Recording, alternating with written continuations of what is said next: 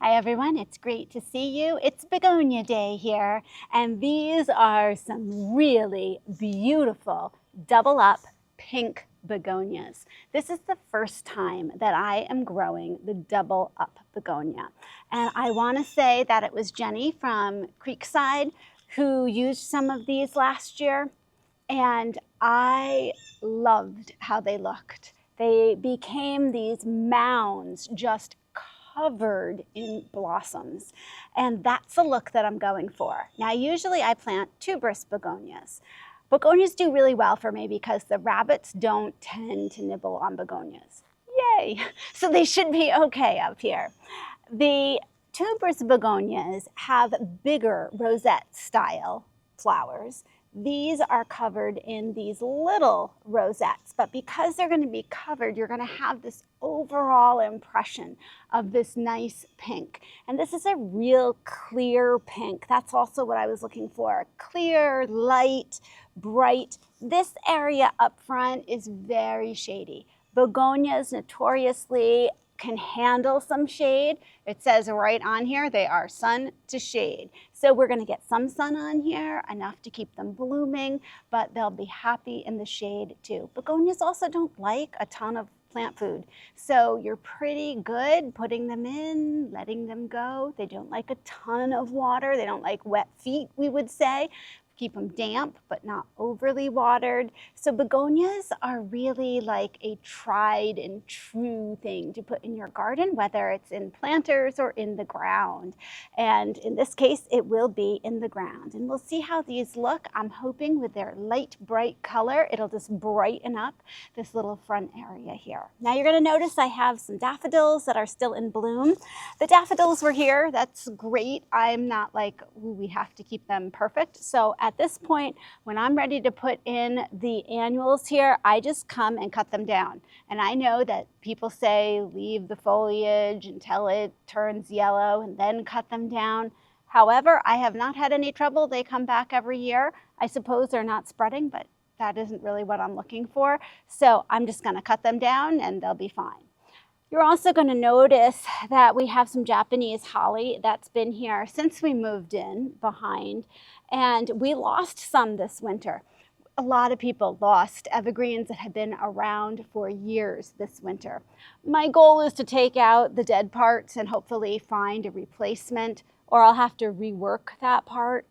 But that happens, so I'm not going to deal with that right now. You know, as a gardener, there's always a list of things that you have that you need to work on, and the best way to stay unstressed by that is you get to it when you get to it, and you enjoy the beautiful flowers in between, and it will all fall in place. So you're going to see me cut down the daffodils. I'm going to use my auger. I use Jenny's auger from Creekside. They sell them on their website. I find that it's a nice height for me. I guess Jenny's about as tall as I am, and it makes the planting so much easier.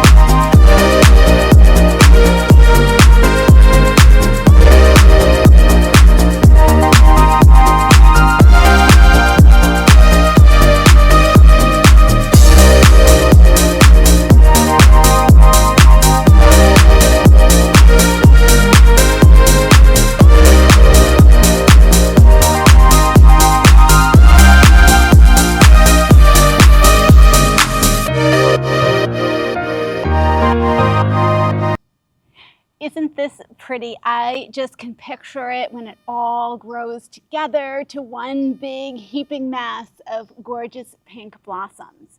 A special thank you to Hidden Gardens, who was willing to go and special order these begonias for me as a new type of begonia that I haven't tried before, and they look just beautiful.